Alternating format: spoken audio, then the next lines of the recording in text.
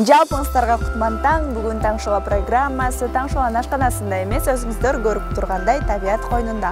Адаттагыдай мен жалгыз эмесмин. Бүгүн мен менен бирге Зока балык ресторанынын шеф-повару Шер мырза. Саламатсызбы? Саламатчылык. Кутман таңыңыз менен. Таңыңыздар менен. Бүгүн айымдардын эл аралык майрамы 8 март. Жалпы айымдарды алгач эле рубрикасынын башында куттуктап өтөлүк, Шер мырза. Албетте. Барыңыздарды дүйнө жүзүндөгү аял заты жана биздин дүйнөнү кооздоп турган айымдарды 8 март майрамыңыздар менен чын жүрөктөн куттуктайбыз. Зока балык рестораны жана НТС телеканалы сиздерди чын жүрөк менен куттуктайт жана сиздер үчүн биз азыр котлет рецепти менен бөлүшөбүз. Сон. Биз анда кеттик. Биз даярбыз. Анда Шер мырза, эмнеден баштайбыз? Келиңиз.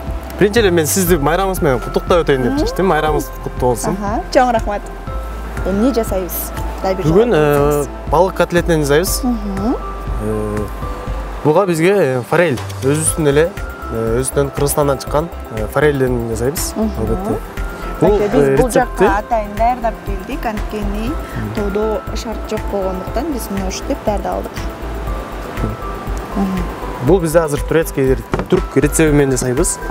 Алгач эле биздин колгаптарыбызды кийип алалы. Азыр колубузда даяр балыктын фаршы турат. Бул жака биз пияз жана калемпир, чеснокду аралаштырып уже даяр турат. Азыр биз сиздерге кандай татымдарды кошобуз, ошону көрсөтүп беребиз. Алгач эле бизге жер жемиш тузу керек болот. Бул жер жемиш тузуну көз чене менен эле. Ооба, көз чене менен. Андан кийин өзүнүн эле туз. Андан кийин кызыл калемпир. Да кичине кошолу. Муну аралаштырып алабыз. Шер мырза, айтсаңыз, сиздердин ресторанда эң көп суалган тамак кайсы тамак? Балким сиздин фирменный тамактарыңыз да бар. Ооба, фирменный салатыбыз бар. Сиз өзүңүзгө таандык. Албетте. Аталышы кандай? Аталышы бүгөлме деп айтып коебуз биз аны. Ал жакта сыр, креветки, рукола и биздин чери помидор. Мынакей биздин фаршыбыз даяр окшойт, э? Ооба, биздики уже даяр болуп калды. А бул жакта отузчу? Отуз да албетте кичине убакыттан албетте даяр эмес азырынча. Биздин балыктан жасалган котлетибиз даяр болду азыр. Эми болсо муну формага алып келет окшойсуз. Ооба, формага алып келебиз. Сиз мага жардам берет окшойсуз. Жардам берейин. Мына ушундай кылып 70-80 граммдан биздин котлеттерди тоголуктап алабыз. Бунун ичинде аба калбаш керек. Албетте, эгер аба калып кала турган болсо, анда сиздин котлеттериңиздер майдаланып, чачарап кетиши мүмкүн. Жана ушундай кылып кичинекей формага келтирип алабыз.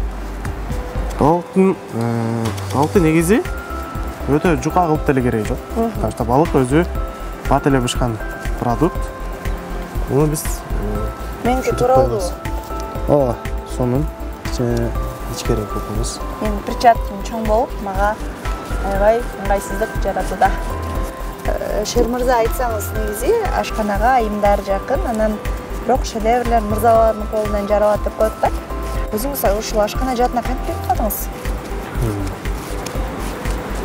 Мен ушул профессияны кандай болушум керек деп эч ойлогон эмес элем. Бирок 9-классты бүтүп атканда кетиш керек болуп калды шаарга. Кайсы окуга тапшырабыз деп кичине каражат жактан маселелер болгон үчүн арзан окуга тапшырууга муктаж болдук. Албетте. Ашчы окуусуна 18 лицейге тапшырып, ал жакта бүтүп жумуш таппай алдым, бирок 2020-жылы окуум бүткөндөн соң 1 ай Бишкекте жүрдүм. Же акча жок, же эч нерсе жок. Жумуш жок. Көп жерлерге бардым. 3-4 күн иштетип, ал вакытта мен дагы 16-15 жашымда болчумун. Барып 3-4 күн иштеп, сен бизге туура келбей калдың деп 50 сом, 100 сом берип кетиргендер да аябай көп болду. Азыр көчөдө Азия молго бардым, Сумга бардым, көп жерлерге бардым. Мен ошол вакытта бир ойлочумун эле да. Кийин мен балким шеф болуп калсам, ушулардыкын келсем, ушул эле мени албай койгон шеф поварлар кайта астыма чыкса депчи. Бирок андай эмес экен, кийин өзүм шеф болгондо баарын чындап эле түшүндүм. Баары колунан келе бербейт экен. Ар кимдин колуна берекеси боло бербейт. Албетте. Бирлерге бул ашчы иши жөн эле үйрөнүү эмес, анын колу дагы аябай туура келиш керек. Таам жагынан. Кээрлер жада алса жумуртка жасаса дагы, ал жумурткасы аябай даамдуу болот. Болбосо баардыгы билишет жумуртка жасаганды. Кээ бирлер бар, даже ошол жумуртканы даамдуу жасай алышпайт. Жасагысы келсе дагы жасай албайт. Эмнеге дегенде алардын колунда мындайча айтканда таланты жок, таланты жок. Тубаса талант керек турбайбы бул жакта? Албетте. Кызыгуу болуш керек обязательно. Демек, ашкана жаатында жүргөнүңүзгө 4 жылдай болуп калган. Албетте.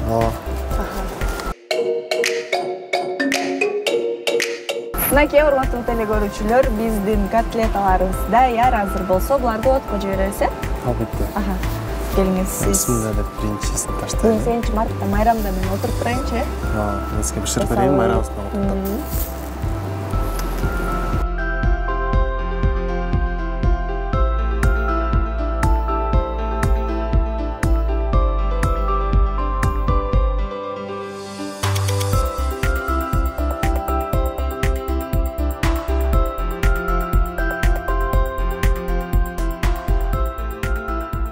Биздин котлеталарыбыз даяр, азыр болсо оттон алып чыгабыз, Алып чыгып баштадык. Ар бир жагынан 5 мүнөттөн бышырсаңыздар, кызыл сонун болуп бышып даяр болот. Биздин котлеталарыбыз даяр, алып чыктык. Эми жытына сөз жок. Бул котлеталарыбызды Шер мырза кооздойм деп атат, келиңиз. Буга жашылча жемиш аябай жакшы даам берет. Биринчи эле бадыраңды өтө чоң эмес кесимдерге бөлүп кесип алабыз.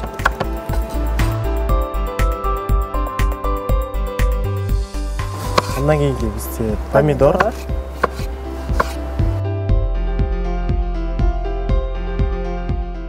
Сөз түрдө лимонду унутпаш керек бул жерде. Балык менен эң эле жакшы даам берген бул лимон болуп саналат.